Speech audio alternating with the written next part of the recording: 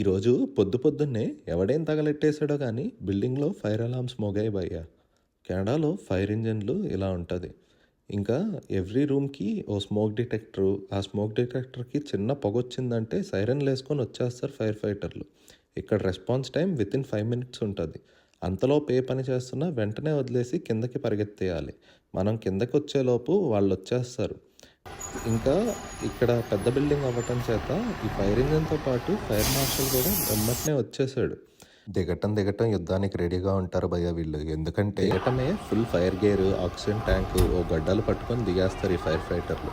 ఇక వీడు బిల్డింగ్ వైపు ఒకసారి చూసి ఎలా అడుగుతున్నాడో చూడండి. అండ్ ఇక్కడ యాక్సిడెంటల్గా ఫైర్ వస్తే పర్లేదు భయ్య.